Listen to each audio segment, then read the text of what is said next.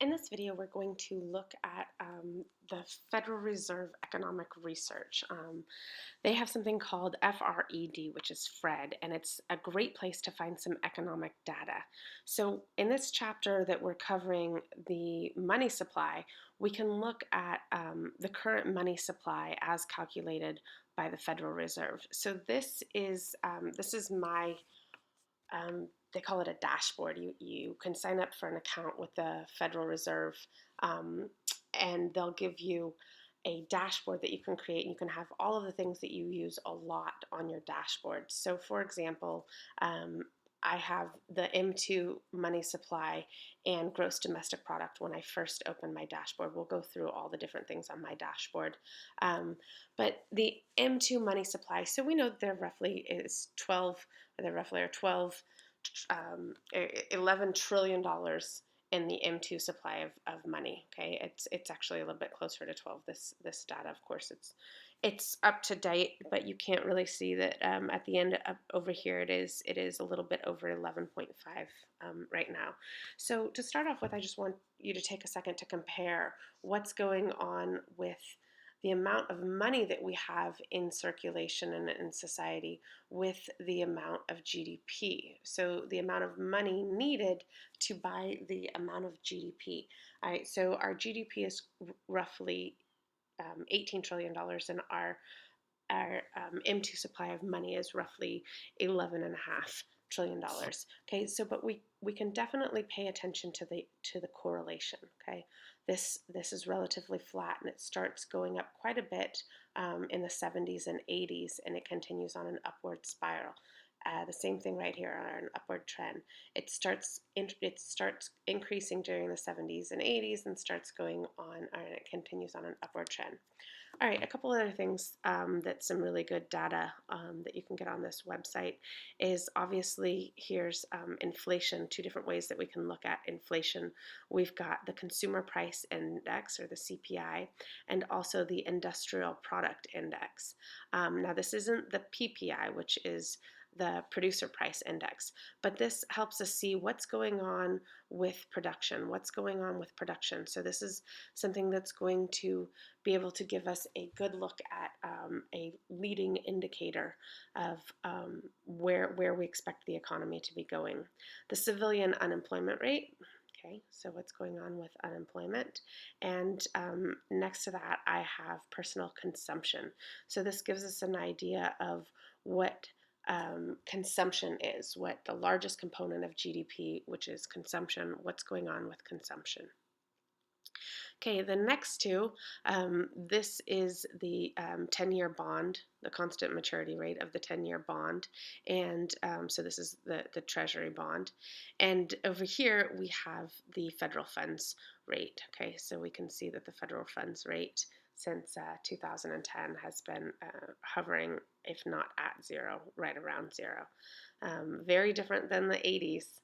In the 80s, we had, over 15% for quite a while of the federal funds rate. Okay, then the last two are just market index. So we have the S&P 500 giving us an idea of what's going on with the stock market, well, the S&P part of the stock market.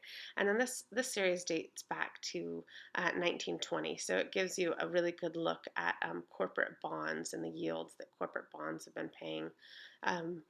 And this data is probably not something that I use very often, only when when I'm steering people away from corporate bonds and having them look at different options, because it's really easy to say, well, since 2010, since this last market correction, we've definitely been on an upward swing. Hey, if you want to be a gambler, there's definitely some gains that you could possibly make. Although if you look at, historical, somewhere between 5 and 2.5%, that's where we've been over almost coming on to 100 years.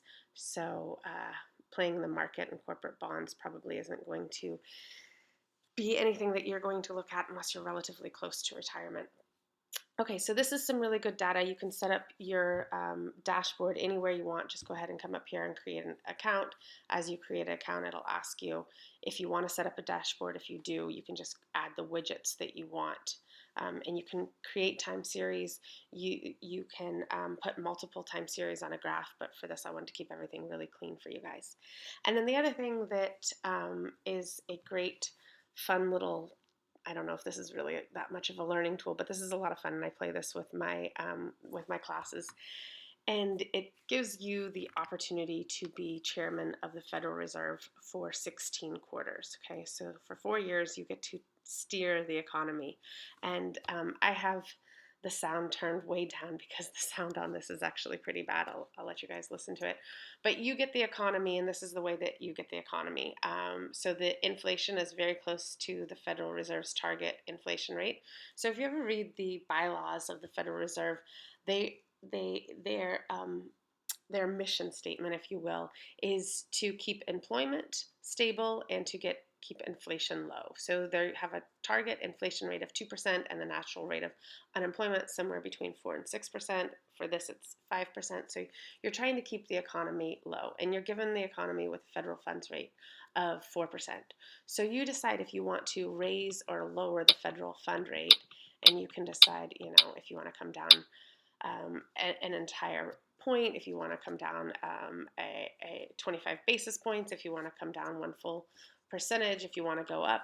So you can raise and lower as you see fit. So let's say that we're given the economy at 4 and we decide we're going to lower it. So there's the lovely music. And now something's going to happen. These news briefs pop up to tell you, all right, there's the federal funds rate is low. It's adding momentum to the economy. So, just to kind of show you how this can be all over the place, let me go ahead and, I used to be able to scroll this, but now you have to actually raise it. And all sorts of different things will be thrown at you. So let's say I decide to put it up to 7%. So we see that inflation is starting. The economy looks well balanced. Okay, so the inflation is a little bit high at 2.5%. Unemployment is still nice, close to that target rate. Let's see if they throw something interesting at us. Okay, unemployment's going up. Inflation's going good. All right, maintaining the status quo. Let's see, I expect there to be something internationally to happen. Okay, stock market crash. There we go. There's a drop in consumer and business confidence. Okay, so it's our job as the Federal Reserve to try and get the economy back on track. So that was my first year in office. You guys can go ahead and play this and go through the 16 quarters and see how you do as running the Federal Reserve.